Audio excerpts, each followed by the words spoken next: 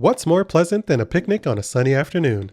Nice weather, good food, and close company. Everything's picture perfect until the ants show up. But can you blame them?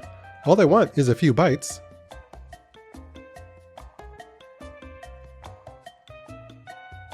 To set up bites, assemble the anthill and place the small food tokens next to it. Then, arrange the larger food tokens randomly in a trail that leads to the base of the anthill. Finally, place the 5 ants at the beginning of the trail. Players will take turns moving ants along the trail of food until all the ants have reached the anthill. Scoring will then take place and a winner will be determined.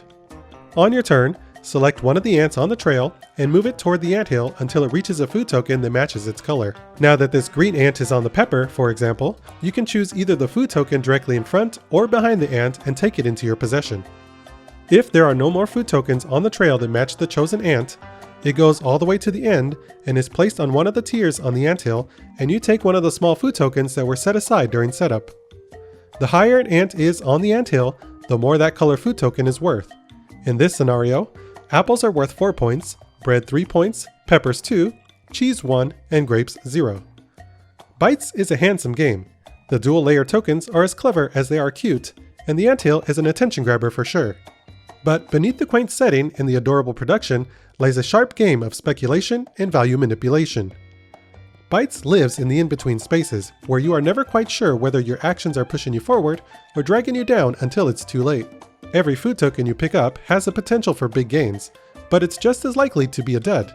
It's an unease that can put off certain players, but one that gets me excited. Imagine a totally made up scenario that definitely never happened to me, where you've picked up every single piece of cheese on the trail only to have cheese be worth 0 points at the end of the game. It stings, it hurts, but there's no one to blame but yourself. Bites isn't a game where you can head forward unaware of your surroundings. Everything is contingent on the players around you. Sure, you corner the market on cheese, but everyone else recognizes that. Rather than try to compete in the cheese game, which is a totally viable strategy, they chose to make sure that the yellow ant made it to the bottom tier. Bites does what the best board games do. It highlights the players. No matter how clever, how intricate, or how wonderful a game system may be, it can never compete with the creativity, cunning, and personality of a human opponent. Will your opponent compete with you directly and collect the same food as you? Or will they try and manipulate the values at the end? Are they rushing the ants towards the finish line in order to disrupt the market? Or will they mosey down the line gathering as much as they can, hoping it's good enough to win? The players set the pace. The players set the strategy. The players are the game. And I haven't even mentioned one of the best parts of Bites. Every game, you randomly select one of the 4 types of cards during setup. These cards are the vital spice for the picnic. Each card will determine certain aspects of how the game is played. The red cards determine the order in which the ants are placed on the anthill when they reach the end. With the overachiever in play, ants are placed on the highest available tier. You can rush specific ants to the end for the big score, but the fact that they cover up the very food tokens that you need makes it a confounding puzzle to tease out. With the humble ants card in play, ants are placed on the lowest tier when reaching the end, a vicious tool that you can use to spike your opponent's holdings. The yellow cards determine how the wine tokens are scored. With the Enophile in play, each wine drop is worth 1 point. Easy enough. But with the Connoisseur in play, wine tokens are only worth points if you manage to collect exactly 1. A tricky prospect when everyone else is trying to achieve it. The brown cards dictate how the chocolate tokens work. Chocolate tokens can be spent on your turn to activate the ability on the card.